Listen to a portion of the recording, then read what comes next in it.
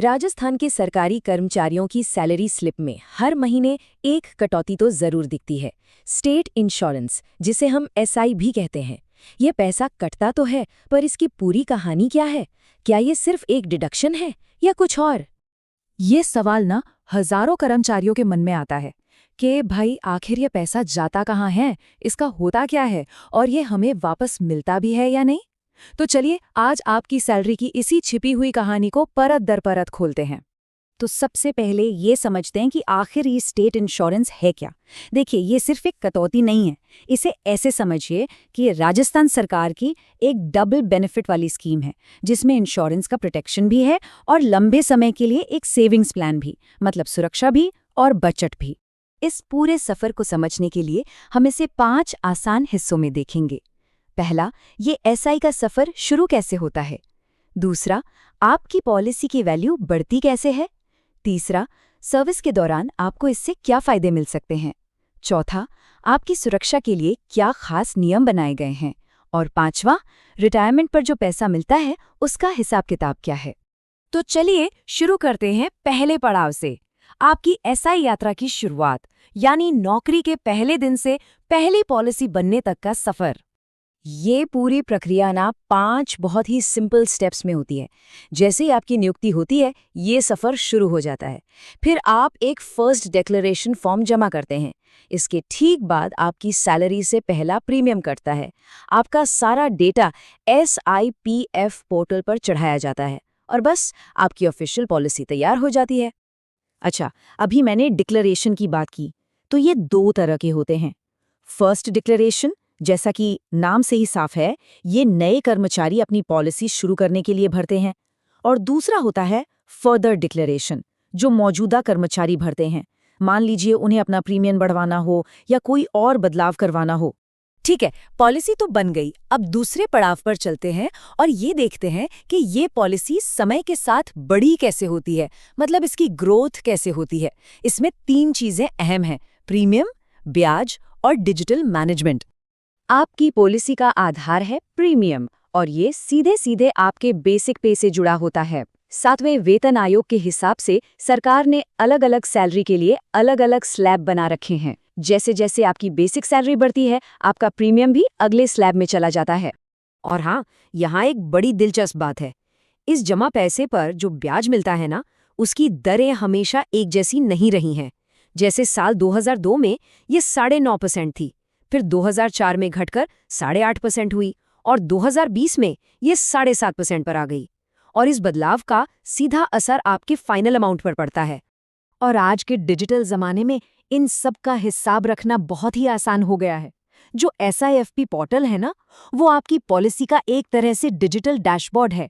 आप अपने SSO login से ही अपना प्रीमियम, बोनस और यहाँ तक कि लोन का स्टेटस भी सब कुछ एक जगह देख सकते हैं। अब आते हैं तीसरे और सबसे काम के पड़ाव पर, कि सर्विस के दौरान इससे क्या फायदे मिलते हैं। असल में यहीं पर आप अपनी पॉलिसी की असली ताकत का इस्तेमाल कर सकते हैं। क्या आप जानते हैं कि ज़रूरत पड़ने पर आपकी पॉलिसी में उस वक्त तक जितनी भी रकम जमा है, उसका 90%, जी हाँ, 90% तक आप लोन ले सकते हैं। ये एक बहुत बड़ी सुविधा है जो किसी भी फाइनेंशियल इमरजेंसी में बहुत काम आ सकती है। इतना ही नहीं, एक और बहुत अच्छा ऑप्शन है हायर रिस्क ऑप्शन। इसका मतलब ये है कि आप चाहें तो अपनी मर्जी से ज्यादा प्रीमियम वाला स्लैब चुन सकते हैं। इससे फायदा ये होता है कि आपका जो बीमा कवर है वो और भी बड़ा हो जाता है। चलिए अब चौथे पड़ाव पर चलते हैं और सुरक्षा के कुछ खास नियमों को समझते हैं।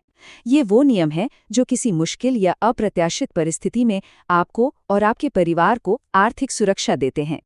इसमें कुछ बहुत ही जरूरी नियम हैं, जैसे नॉमिनी का नियम, ताकि किसी दुखद घटना के बाद पैसा सही व्यक्ति को मिले।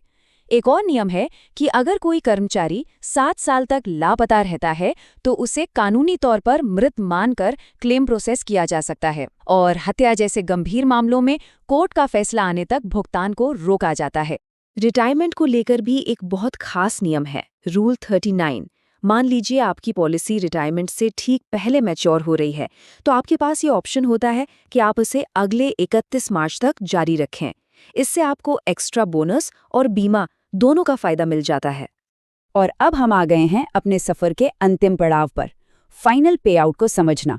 चलिए अब ये देखते हैं कि मैच्योरिटी पर जो एकमुश्त राशि मिलती है, आखिर वो कैलकुलेट कैसे होती है।